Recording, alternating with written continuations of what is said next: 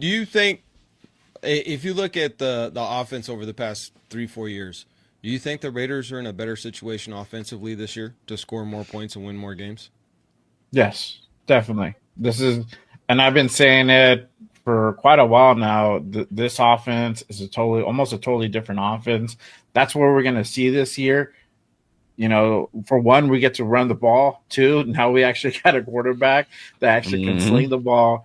And like you said, he's very accurate. And that's something that I know there's people out there going to say, well, he had 12 interceptions the year prior, but look at the team that he was in. He had the worst offensive line in the NFL. Terrible O-line, no run game. Terrible. And he tried to be Superman. He tried to make plays when he really shouldn't have. Yeah, you had DK, but I mean, obviously they're double teaming DK, right? So what are you going to do at that point? But now he has Brock Bowers, he has Ashton Jeanty, Jacoby Myers, who went out and drafted 2 wide receivers, Thornton Jack Bech, Don Thornton really coming out in OTAs.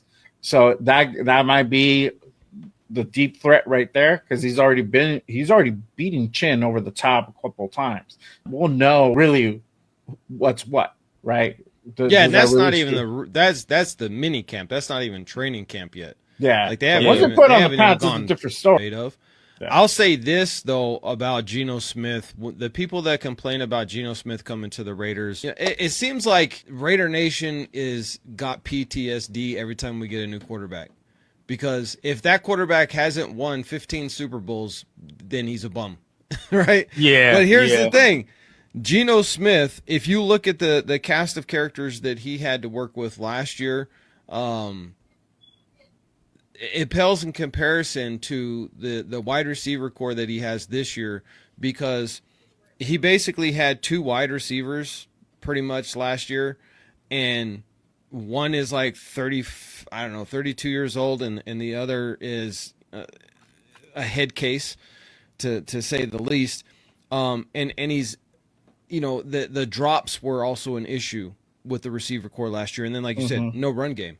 Well, when you got Jacoby Myers, who didn't drop a freaking pass last year, you got Jack Bech, who's one of the best possession receivers. You've got Brock Bowers, who only dropped 3 total passes last year.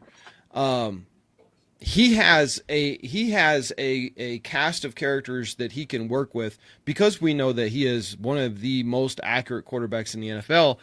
I think it might be starting to come true a little bit more, but I've said that I think the offense is going to be better than the defense this year. Offensively, there are veterans and people that's already played that I feel like can step in and right the ship, so to speak, right? So especially with the quarterback, that's one. So like you were saying, D, when it comes to Geno Smith, I already know what time it is with Geno. I know we have an upgrade there, right?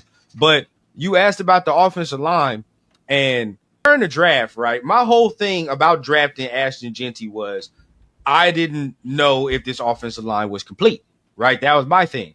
Now looking at it, there are still a couple question marks, and it's primarily for the interior, to be honest with you. It's the guard spots for me. I like the tackles. I'm good with tackles. I know Colton's going to be good. He's not injured this year. I know Glaze is I hope he takes a step up, but from what I saw last year, I like what I saw.